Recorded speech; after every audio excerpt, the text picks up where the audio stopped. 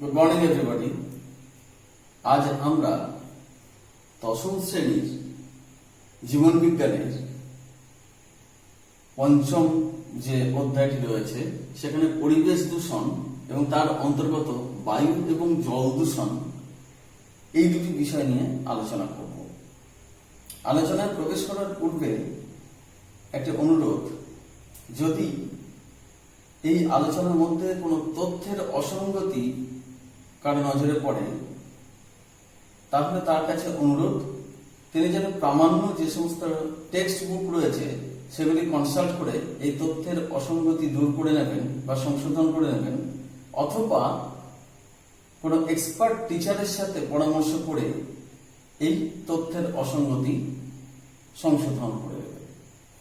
এখানে আমরা দেখতে পাচ্ছি যে সবথেকে যে গুরুত্বপূর্ণ শব্দ সেটি এখানে রয়েছে, সেটি কি না, সেটি হচ্ছে দূষণ। এই দূষণ আমরা কাকে বলবো? দূষণ ব্যাপারটা সম্বন্ধে বলতে গেলে আমাদের এইভাবে ভাবতে হবে যে আমাদের পৃথিবীতে বাতাস, মাটি, জল প্রভৃতি রয়েছে। সেই পৃথিবীর প্রায় জন্মলগ্ন থেকেই এই সমস্ত উপাদানগুলি নিয়ে আমাদের পৃথিবী তৈরি হয়েছে। তো এই উপাদানগুলির এমন কিছু পরিবর্তন বা তাদের যে সাম্যাবস্থা, সেই সাম্যাবস্থার এমন পরিবর্তন, সেটা মনুষ্য সৃষ্ট হতে পারে, প্রাকৃতিক কারণেও হতে পারে। সেই অনাকাঙ্ক্ষিত বা অনভিপ্রেত পরিবর্তন যা এদের জৈবিক বৈশিষ্ট্যের যে বিরূপ প্রভাব সৃষ্টি হচ্ছে পরিবেশ এবং জীব জগতের উপর, তাকেই বলা হয় দূষণ। অর্থাৎ এক কথায় বলা যেতে পারে এইভাবে, এটাকে সংজ্ঞায়িত করা যেতে পারে এইভাবে যে পৃথিবীর মাটি, জল, বাতাস প্রভৃতির জৈবিক বৈশিষ্ট্যের অনভিপ্রেত বা অনাকাঙ্ক্ষিত পরিবর্তন যা জীবজগৎ ও পরিবেশের উপর বিরূপ প্রভাব বিস্তার করে, তাকেই বলা হয় দূষণ। এখন এই দূষণ যখন বাতাসের ক্ষেত্রে সংঘটিত হয়, অর্থাৎ বায়ুমণ্ডলের যে নির্দিষ্ট উপাদানগুলি রয়েছে, অক্সিজেন, কার্বন ডাইঅক্সাইড, নাইট্রোজেন বা অন্যান্য যে সমস্ত গ্যাসগুলি সামান্য পরিমাণে রয়েছে, তাদের একটা সাম্যাবস্থা আমরা লক্ষ্য করি। এখানে দেখা যাচ্ছে যে এই সমস্ত উপাদানগুলির কিছু পরিবর্তন ঘটলে পর যা আমাদের স্বাস্থ্যের পক্ষে বিরূপ প্রভাব বিস্তার করে বা অন্যান্য জীব, উদ্ভিদ, প্রাণী প্রত্যেকের ক্ষেত্রে বিরূপ প্রভাব বিস্তার করছে, সেরকম সমস্যার সৃষ্টি হলে পর তাকে বলা হয় দূষণ, অর্থাৎ বায়ু দূষণ। ঠিক একইভাবে মাটির যে সমস্ত উপাদানগুলি রয়েছে সেগুলির অনভিপ্রেত পরিবর্তন ঘটলে পর যা কিনা আমাদের উদ্ভিদ এবং প্রাণীর ক্ষেত্রে, তাদের জীবন ধারণের ক্ষেত্রে যখন বিরূপ প্রভাব বিস্তার করছে বা আমাদের শিল্প, কৃষ্টি, সংস্কৃতি ইত্যাদির উপর বিরূপ প্রভাব বিস্তার করছে, তাকে তখন বলা হয় মাটি দূষণ। এবং একই কথা জলের ক্ষেত্রে প্রযোজ্য, তাকে তখন বলবো আমরা জল দূষণ। তো আজকে আমরা যে বিষয়টি নিয়ে আলোচনা আমরা করব সেটি হচ্ছে বায়ু দূষণ এবং জল দূষণ। এই দুটি টপিকের উপর আমরা আজকে আমাদের আলোচনাটিকে সীমাবদ্ধ রাখব। তো বায়ু দূষণ, এই যে ব্যাপারটা রয়েছে, সেই বায়ু দূষণ আমরা জানতে পারলাম যে তার যে স্বাভাবিক উপাদানগুলি রয়েছে তার মধ্যে যে সাম্যাবস্থা রয়েছে, সেই সাম্যাবস্থার অনভিপ্রেত বা অনাকাঙ্ক্ষিত পরিবর্তন। এটাকে আমরা প্রধানত দুটি ভাগে ভাগ করতে পারি। একটা হচ্ছে বায়ু দূষণের ক্ষেত্রে দেখা যাচ্ছে বায়ু উপাদানের মধ্যে কতগুলো গ্রিন হাউস গ্যাস মিশ্রিত হয়ে যাচ্ছে। গ্রিন হাউস গ্যাস, তার মাধ্যমে যে ধরনের অনাকাঙ্ক্ষিত পরিবর্তন ঘটছে, এটা এক প্রকারের। আর দ্বিতীয়ত হচ্ছে যে বায়ুর মধ্যে আমরা দেখতে পাচ্ছি কিছু যে কণা রয়েছে, সেই কণাগুলোকে বলা হচ্ছে SPM বা সাসপেন্ডেড পার্টিকুলেট ম্যাটার এর উপস্থিতির জন্য কি ধরনের অসুবিধার সৃষ্টি হচ্ছে, এই দুটো বিষয় আমাদের জানতে হবে। এই দুটো বিষয় গ্রিন হাউস গ্যাস এবং এসপিএম, মূলত এই দুটি বিষয়ে কিভাবে আমাদের উপর, আমাদের জীবনযাত্রার উপর যে প্রধান যে প্রভাবগুলি সৃষ্টি করছে সেগুলি সম্বন্ধে আমরা আলোচনা করব। গ্রিন হাউস গ্যাস যেমন হচ্ছে মিথেন, যেমন হচ্ছে সিএফসি বা ক্লোরোফ্লুরোকার্বন, যেমন হচ্ছে এনও, যেমন হচ্ছে N2O ইত্যাদি যে সমস্ত গ্যাসগুলো রয়েছে, ইভেন কার্বন ডাই অক্সাইড, সেটিও হচ্ছে একটি গ্রিন হাউস গ্যাস। ব্যাপারটা কি না, ব্যাপারটা হচ্ছে যে আমাদের যে পৃথিবী রয়েছে সেই পৃথিবীর যে বায়ুমণ্ডল রয়েছে, অর্থাৎ পৃথিবীর যে স্ট্রাকচারটা রয়েছে তার উপরে যে বায়ুমণ্ডল রয়েছে, বায়ুর যে স্তর রয়েছে, তাকে আবার ভিন্ন ভিন্ন স্তরে ভাগ করা হয়। তার মধ্যে একটা হচ্ছে স্ট্র্যাটোস্ফিয়ার। এই স্ট্র্যাটোস্ফিয়ার অঞ্চলে যেটি রয়েছে সেটি হচ্ছে ওজোন গ্যাসের একটি পুরু স্তর রয়েছে। ওজোন গ্যাসের পুরু স্তর রয়েছে। কিরকম সেটা না, আমরা যদি পাহাড় অঞ্চলে বেড়াতে গিয়ে থাকি তাহলে হয়তো আমরা খানিকটা এটাকে রিলেট করতে পারবো। পাহাড়ের অনেক উঁচুতে থাকাকালীন আমরা নিচের দিকে যদি তাকাই তখন অনেক সময় দেখা যায় যে আমাদের দৃষ্টিকে গার্ড করছে একটা মেঘের আস্তরণ। মেঘ, একটা পুরু মেঘের আস্তরণ অনেক সময়তে আমাদের, আমরা যে উচ্চতা রয়েছে তার চেয়ে নিচের উচ্চতাতে সেই মেঘ কিন্তু সঞ্চিত অবস্থাতে আমরা অনেক সময় দেখতে পাই। সেই মেঘ যেভাবে একটা ছাতার মতো আস্তরণ সৃষ্টি করে রয়েছে ওই নির্দিষ্ট এলাকার উপরে, ঠিক একই ধরনের একটা ব্যাপার আমরা দেখতে পাই ওজোন গ্যাসের ক্ষেত্রে, যে ওজোন গ্যাস সারা পৃথিবীর উপরে একটা পুরো চাদরের মতো আচ্ছাদন সৃষ্টি করে রয়েছে। এই ওজোন স্তর ভেদ করে, এই ওজোন স্তর ভেদ করে আল্ট্রাভায়োলেট রশ্মি আসতে পারে না, কিন্তু অন্যান্য দৃশ্যমান আলোর যে তরঙ্গ দৈর্ঘ্য, সেই তরঙ্গ দৈর্ঘ্যের সৌর রশ্মি, সূর্যের রশ্মি সেখানে আমাদের পৃথিবীর পৃষ্ঠে এসে পৌঁছচ্ছে। সেই পৃথিবী পৃষ্ঠে আসার পর যেটা হচ্ছে যে সেটি কিন্তু ফিরে যেতে পারছে না, আবার ওজোন স্তরে ধাক্কা খাচ্ছে।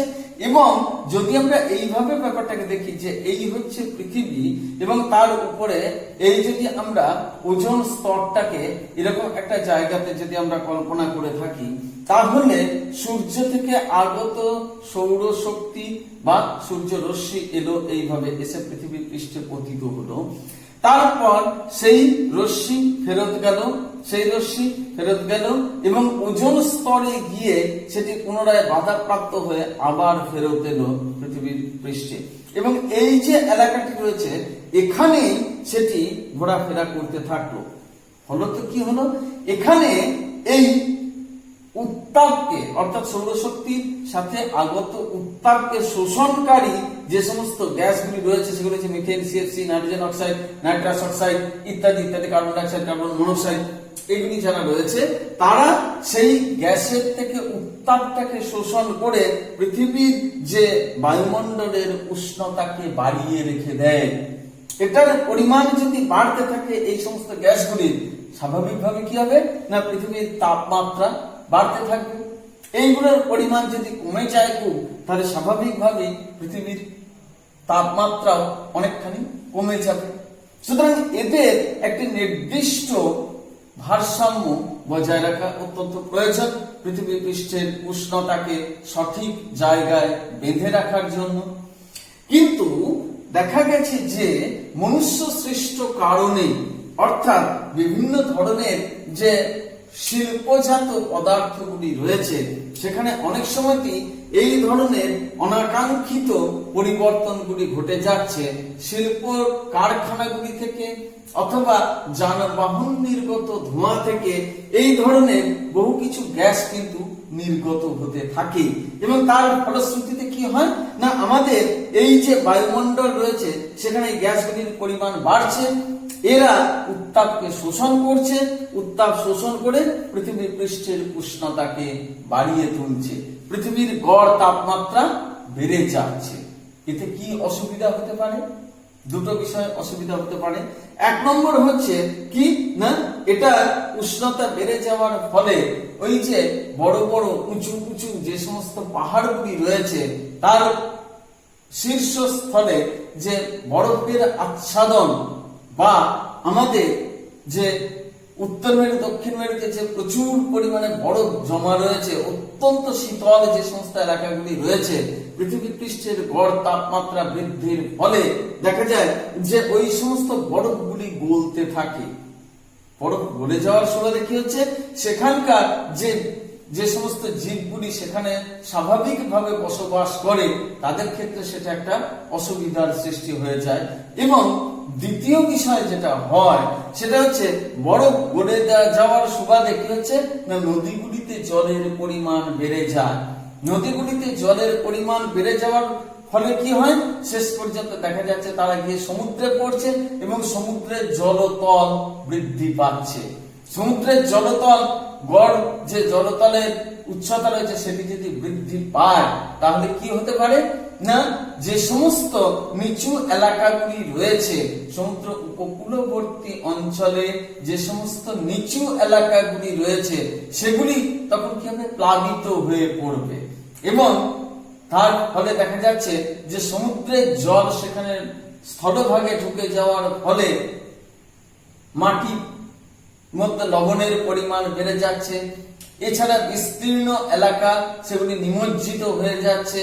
নিচু যে সমস্ত শহর রয়েছে বা জায়গা রয়েছে সেগুলি সম্পূর্ণভাবে সমুদ্র গর্ভে বিলীন হয়ে যাওয়ার আশঙ্কা দেখা দেবে। তাহলে এই দুটো বিষয় দেখা যাচ্ছে, এক হচ্ছে যে বরফ গলে যাচ্ছে, তার ফলে সেখানকার টেম্পারেচার বৃদ্ধি পাওয়ার সুবাদে সেখানকার যারা স্বাভাবিক জীব গোষ্ঠী তাদের সেখানে বেঁচে থাকতে অসুবিধা করতে হচ্ছে। এবং দ্বিতীয়ত হচ্ছে সমুদ্র জলতলের উচ্চতা বৃদ্ধি পাওয়ার ফলে দেখা যাচ্ছে যে ভূভাগ প্লাবিত হওয়ার আশঙ্কা রয়েছে। এই দুটো ক্ষতি এক্ষেত্রে এই গ্রিন হাউস গ্যাসের প্রভাবে এই ঘটনাটি ঘটতে পারে। এছাড়া আরেকটা যে সমস্যা হয় সেটি হচ্ছে কি না, এখানে যে সমস্ত ইন্ডাস্ট্রি বা কলকারখানার কথা বললাম এবং যানবাহন নির্গত ধোঁয়ার মধ্যে যেসব গ্যাসগুলি থাকে সেগুলি অনেক সময়টি যেটা করে যে বিদ্যুৎ চমক ইত্যাদির প্রভাবে সেটি কি হয় না, বিভিন্ন ধরনের অ্যাসিডে রূপান্তরিত হয়। নাইট্রাস অ্যাসিড, নাইট্রিক অ্যাসিড ইত্যাদি অ্যাসিডে পরিণত হয়, সালফিউরিক অ্যাসিডে পরিণত হয়। এবং তার ফলে কি হচ্ছে, সালফার ডাইঅক্সাইডের বাষ্প যখন বেরিয়ে আসছে ইন্ডাস্ট্রি থেকে সেটি জলের সাথে বিক্রিয়া করে সালফিউরিক অ্যাসিডের সৃষ্টি করছে।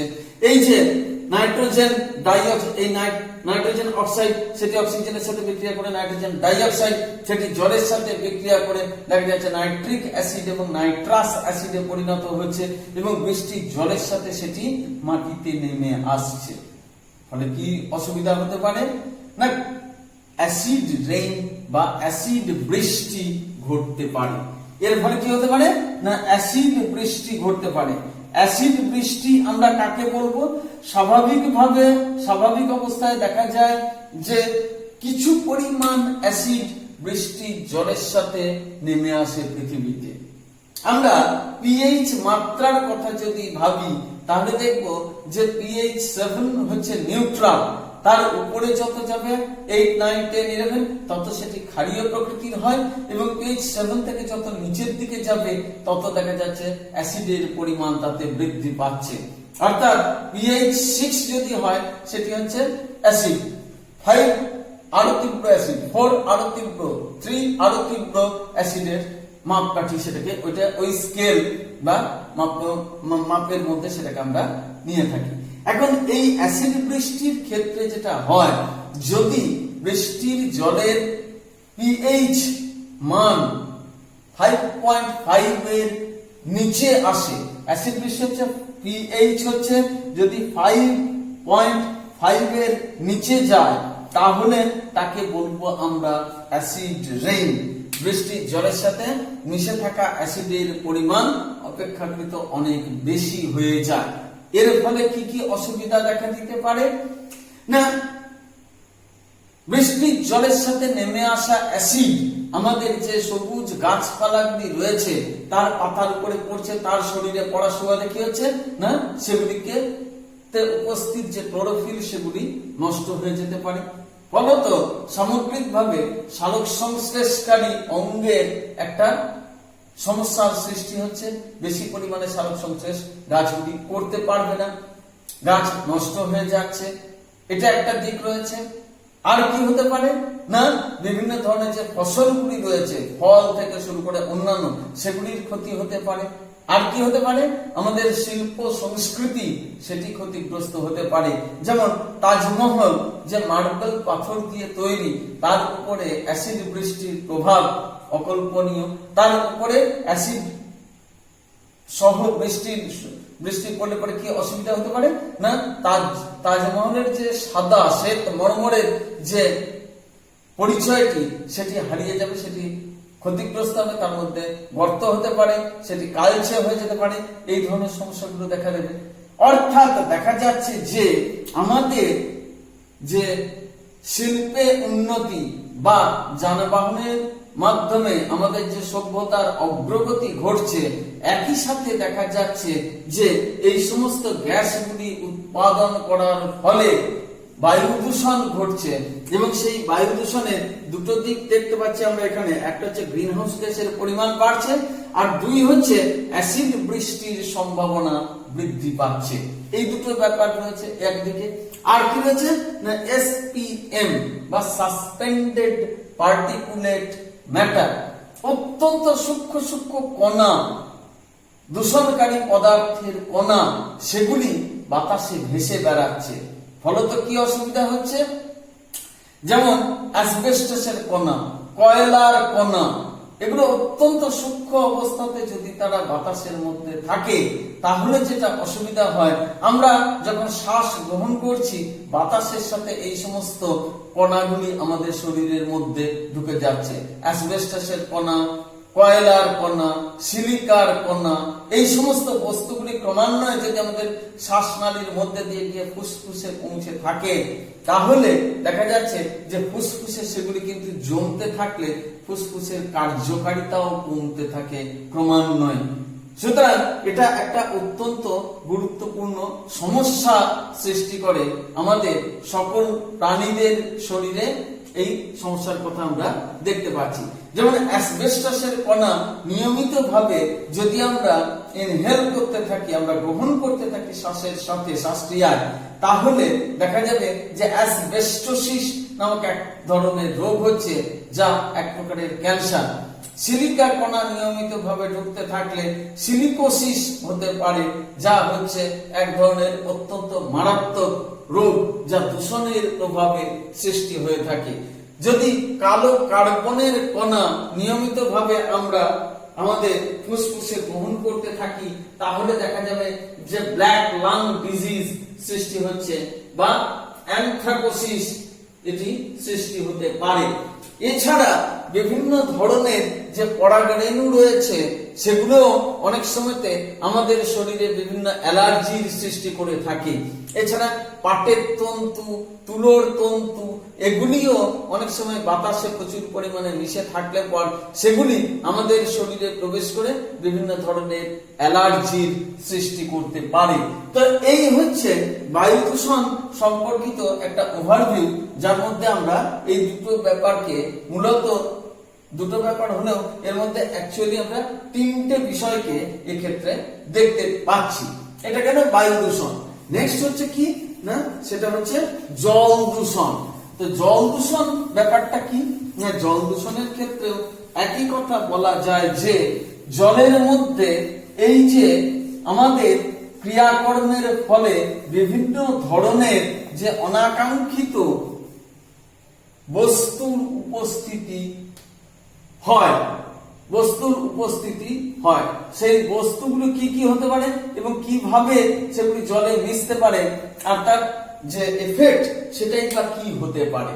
জল দূষণের ক্ষেত্রে আমরা মূলত যেটা দেখে থাকি এক নম্বর হচ্ছে বিভিন্ন ধরনের রাসায়নিক পদার্থ জলের মধ্যে মিশ্রিত হচ্ছে, বিভিন্ন ধরনের রাসায়নিক পদার্থ জলের মধ্যে মিশ্রিত হচ্ছে। আর দ্বিতীয়ত কি হচ্ছে, বিভিন্ন ধরনের জীবাণু, রোগ সৃষ্টিকারী জীবাণু আমাদের পানীয় জলের সাথে মিশ্রিত হয়ে আমাদের বিভিন্ন ধরনের রোগ সৃষ্টি করতে পারে। তো রাসায়নিক পদার্থ কিরকম কিরকম হতে পারে, বিভিন্ন যে কলকারখানাগুলি রয়েছে সেখান থেকে তাদের ওয়েস্ট মেটেরিয়াল বা বর্জ্য পদার্থের সাথে কলকারখানার বর্জ্য পদার্থ অনেক সময়তেই যেটা দেখা যায় যে ড্রেনেজ সিস্টেমের মাধ্যমে নিকটবর্তী বড় বড় নদী ইত্যাদিতে সেগুলিকে ফেলে দেওয়া হয়েছে, সেগুলিকে কোনো রকম ট্রিটমেন্ট না করে সরাসরি নদীতে ফেলে দেওয়া হয়েছে। ফলত কি হতে পারে না, বিভিন্ন ধরনের পদার্থ যা অনাকাঙ্ক্ষিত, যা জলের মধ্যে পৌঁছলে পর জলের যে স্বাভাবিক গুণগত মান সেটি ক্ষেত্রে একটা সমস্যার সৃষ্টি করতে পারে। যেমন হচ্ছে মার্কারি, পারদ, কারখানাতে নির্গত পারদ এসে যদি জলের মধ্যে মিশ্রিত হতে থাকে, এটি হচ্ছে এক প্রকারের ভারী ধাতু। পারদ, সীসা ইত্যাদি যে জিনিসগুলি রয়েছে সেগুলি জলের মধ্যে মিশলে পর সেটি জলীয় যে বাস্তুতন্ত্র, সেই বাস্তুতন্ত্রের উপর একটা ভয়ানক প্রভাব সৃষ্টি করতে পারে। কিরকম না, এখানে দেখা যাচ্ছে যে বায়ো অ্যাকুমুলেশন, এটা একটা ঘটনা ঘটে। তাছাড়া হচ্ছে বায়ো ম্যাগনিফিকেশন, এরকম একটা ঘটনা ঘটে।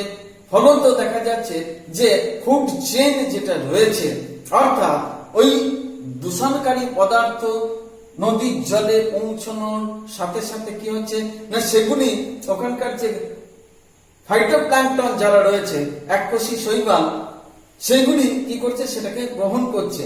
গ্রহণ করার ফলে দেখা যাচ্ছে যে তার শরীরে এই পদার্থগুলো কিন্তু জমে যাচ্ছে। এখানে একটা কথা বলা প্রয়োজন, এই দূষণকারী পদার্থ বা দূষক পদার্থকে আমরা দুটি ভাগে ভাগ করতে পারি, একটি হচ্ছে ভঙ্গুর আর একটি হচ্ছে অভঙ্গুর। এই দুই প্রকারের পদার্থে এদেরকে ভাগ করতে পারা যায়। ভঙ্গুর, অভঙ্গুর মানে কি, এগুলি হচ্ছে বায়োডিগ্রেডেবল, এগুলি হচ্ছে নন বায়োডিগ্রেডেবল।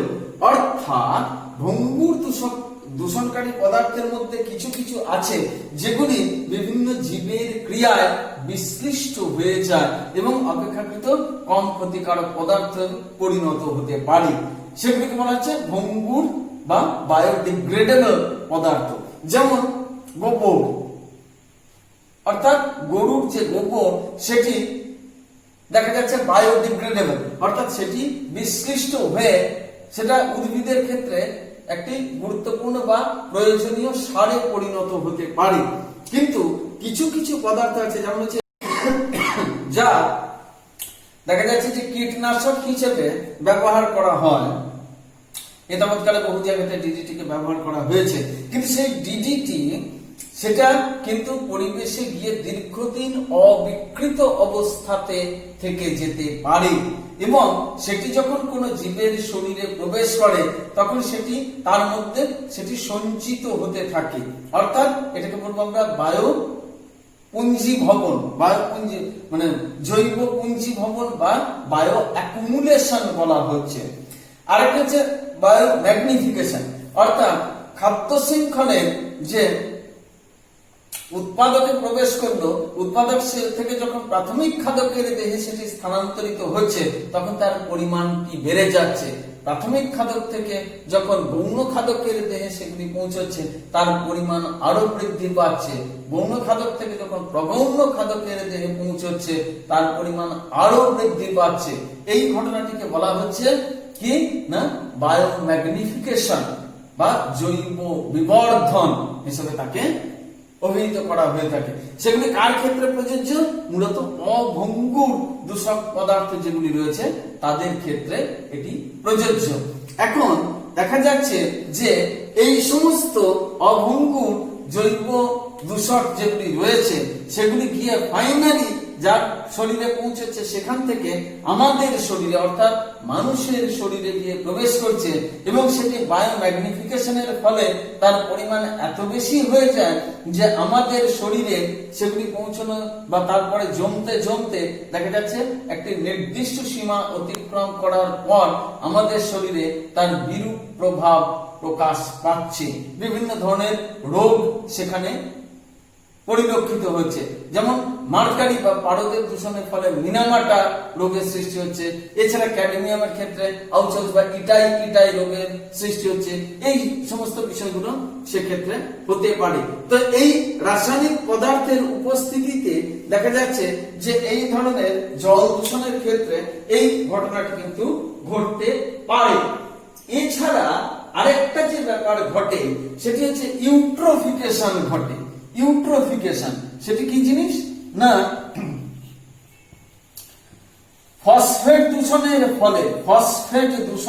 ফলে দেখা যাচ্ছে যে সে ফসফেট ডিটারজেন্টে মূলত থাকে, অর্থাৎ জামা কাপড় পরিষ্কার করার যে ডিটারজেন্ট পাউডার সেখানে এটি প্রচুর পরিমাণে থাকে এবং সেই ফসফেট দেখা যাচ্ছে যে বাহিত হয়ে নর্দমার জল এবং সেখান থেকে বাহিত হয়ে ফাইনালি সেটি কোনো পুষ্করিণী ইত্যাদিতে পৌঁছায় অথবা নদীতে গিয়ে পৌঁছায় এবং সে ফসফেটের পরিমাণ যদি বৃদ্ধি পায় তখন দেখা যায় যে সেই জলাশয়ের মধ্যে যে শৈবাল রয়েছে তাদের অতিবৃদ্ধি ঘটে। এই অতিবৃদ্ধি ঘটার ফলে দেখা যাচ্ছে যে সেই সমস্ত জলাশয়গুলিতে অক্সিজেনের চাহিদা অত্যন্ত বেড়ে যায় এবং জলে দ্রবীভূত যে পরিমাণ অক্সিজেন থাকে তা তাদের প্রয়োজন মেটানোর পক্ষে যথেষ্ট হয় না। সেই জন্য দেখা যাচ্ছে যে একটা নির্দিষ্ট সীমা অতিক্রম করার পর দলে দলে এই সমস্ত জলজ উদ্ভিদগুলি মরে যায় এবং সেগুলি জলের মধ্যে থেকে পচন ক্রিয়ার মাধ্যমে জলকে আরো বেশি দূষিত করে তোলে। এখন এই ফসফেট পরিমাণ আধিক্যের কারণে জলের মধ্যে যে শৈবালের অত্যধিক বৃদ্ধি ঘটছে তাকে বলা হচ্ছে অ্যালগাল ব্লুম এবং যে অ্যালগাল ব্লুমের সুবাদে যে ইউট্রোফিকেশন ঘটছে অর্থাৎ জলে অক্সিজেনের অভাবজনিত কারণে এই শৈবালদের যে হঠাৎ একসাথে প্রচুর মৃত্যু ঘটছে এবং জলকে দূষিত করে তুলছে, এই পুরো ঘটনাটিকে বলা হচ্ছে ইউট্রোফিকেশন। এই ঘটনাটিও কিন্তু ঘটতে থাকে। এখানে আরেকটা জিনিস যেটা অত্যন্ত গুরুত্বপূর্ণ সেটা একটু জেনে রাখা প্রয়োজন, দ্যাট ইজ কল্ড বিওডি বা বায়োলজিক্যাল অক্সিজেন ডিমান্ড। অর্থাৎ দেখা যাচ্ছে যে এই বায়োলজিক্যাল অক্সিজেন ডিমান্ড এটি একটি সূচক। এই সূচক যদি কোনো জলাশয়ের ক্ষেত্রে বেশি হয় তাহলে এটা খুব স্বাভাবিকভাবেই ধরে নেওয়া হয় যে সেই জলাশয়টি জলজ প্রাণী বা উদ্ভিদদের বসবাসের পক্ষে সুবিধাজনক হয় না। তার কারণ হচ্ছে যে সেখানে জৈব অক্সিজেন তার চাহিদা অত্যন্ত বৃদ্ধি হচ্ছে, সূচকের মান অত্যন্ত বেশি। ব্যাপারটা কি না, ব্যাপারটা হচ্ছে যে জলের মধ্যে নির্দিষ্ট পরিমাণ অক্সিজেন দ্রবীভূত থাকলে সেই অক্সিজেনের দ্বারা জলের মধ্যে উপস্থিত উদ্ভিদ এবং প্রাণীরা তাদের শ্বাসকার্য চালিয়ে যেতে পারে। কিন্তু যদি দেখা যায় যে এমন কিছু রাসায়নিক পদার্থ সেই জলাশয়ে পৌঁছচ্ছে যারা ওই জলে দ্রবীভূত অক্সিজেনের দ্বারা জারিত হয়ে যাচ্ছে এবং ফলে জলে দ্রবীভূত অক্সিজেনের পরিমাণ অত্যন্ত কমে যাচ্ছে, তার ফলে দেখা যাচ্ছে জলজ জীব যেগুলি রয়েছে উদ্ভিদ বা প্রাণী তাদের প্রয়োজন মিটছে না, তাদের অক্সিজেনের অভাবে মৃত্যু ঘটছে। এই যে সমস্যাটা সেই সমস্যাটিকে মাপা হয় বায়োলজিক্যাল অক্সিজেন ডিমান্ড নামক সূচকের দ্বারা এবং এর ভিত্তিতেই জলের মধ্যে দূষণকারী পদার্থের উপস্থিতি এবং সেখানে স্বাভাবিক যে জীবজগৎ তার যে বেঁচে থাকার যে ব্যবস্থা সেটি কতখানি ক্ষতিগ্রস্ত হচ্ছে সে সম্বন্ধে একটি ধারণা এক্ষেত্রে পাওয়া যেতে পারে। তো রাসায়নিক পদার্থ যেগুলি রয়েছে তাদের মাধ্যমে এই ধরনের সমস্যাগুলো এখানে কিন্তু হতে পারে। এখানে কৃষিক্ষেত্রের বর্জ্য পদার্থ রাসায়নিক পদার্থ দূষণকারী পদার্থ হিসেবে কিন্তু খুবই বেশি আমাদের চিন্তার কারণ ঘটিয়েছে। কৃষি ক্ষেত্রে বিভিন্ন ধরনের যে রাসায়নিক সারগুলি ব্যবহার করা হয়ে থাকে, তার ফলে দেখা যাচ্ছে যে সেগুলি মাটির চরিত্র যেমন বদলাচ্ছে, আবার সেগুলি ধুয়ে গিয়ে দেখা যাচ্ছে স্থানীয় জলাশয়ের মধ্যে পৌঁছচ্ছে। এছাড়া বিভিন্ন ধরনের যে কীটনাশক স্প্রে করা হয়, সেই সমস্ত কীটনাশক অর্থাৎ বিষাক্ত পদার্থগুলি ওই জলে যখন ধুয়ে গিয়ে নিকটবর্তী জলাশয়ে পৌঁছচ্ছে, সেই জলাশয়ে সেই কীটনাশকের পরিমাণ বৃদ্ধি পায়, ফলে সেখানকার যে জলজ প্রাণী বা উদ্ভিদ রয়েছে তাদের মৃত্যু ঘটাতে পারে। এছাড়া রয়েছে আগাছা নাশক, যেমন 2,4-D 2,4-ডাইক্লোরোফিনক্সিঅ্যাসিটিক অ্যাসিড। এগুলির পরিমাণও যদি বেশি হয় এবং সেগুলি ধুয়ে গিয়ে নিকটবর্তী জলাশয়ে পৌঁছে গিয়ে সেই জলকে দূষিত করে তোলে। এটা গেল রাসায়নিক পদার্থ সংক্রান্ত দূষণ। আর রয়েছে কি না জীবাণু সংক্রান্ত দূষণ, অর্থাৎ এই জীবাণু অর্থাৎ আমাদের যে পানীয় জল আমরা যেটা ব্যবহার করে থাকি সেটি ভৌম জল, অর্থাৎ মাটি থেকেই আমরা সেই জলকে সংগ্রহ করে থাকি। এখন বিভিন্ন ধরনের জীবাণু যদি সেই জলে কোনোভাবে মিশ্রিত হয়ে যায়, তাহলে যে অসুবিধাটা দেখা দেবে, ওই পানীয় জল পান করে আমরা এই সমস্ত যে রোগ সৃষ্টিকারী জীবাণু সেগুলি আমাদের শরীরে প্রবেশ করবে, তাদেরকে আমরা গ্রহণ করছি এই সমস্ত রোগ জীবাণুগুলিকে, এবং ফলে আমাদের শরীর অসুস্থ হয়ে পড়ে। যেমন কলেরার জীবাণু ভিব্রিও কলেরি নামক ব্যাকটেরিয়া, সেটি যদি পানীয় জলে মিশ্রিত হয়ে যায় কোনো কারণে, তাহলে জলকে দূষিত করে তুলছে এবং সেই জল পান করার ফলে মানুষ কিন্তু অসুস্থ হতে পারে। এছাড়া জিয়ারডিয়া জীবাণু বা এন্টামিবা হিস্টোলাইটিকা, আমাশা রোগের জীবাণু বা অন্যান্য যে সমস্ত রয়েছে আদ্য প্রাণীর ক্ষেত্রে ইত্যাদিতে এই ধরনের সমস্যাগুলো হতে পারে।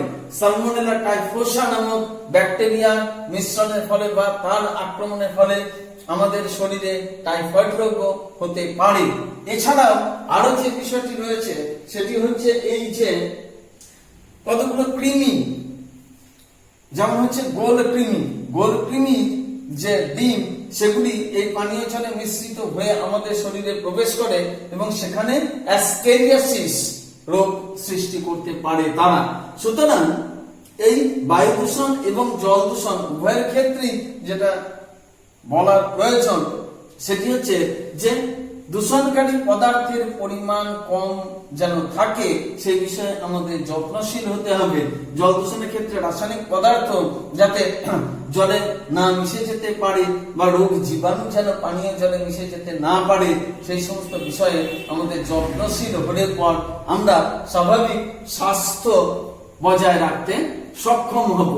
এইভাবে আমাদের পরিবেশ দূষণের যে জ্ঞান সেটি আমাদের সুস্থ ও স্বাভাবিক রাখতে এবং থাকতে সাহায্য করবে।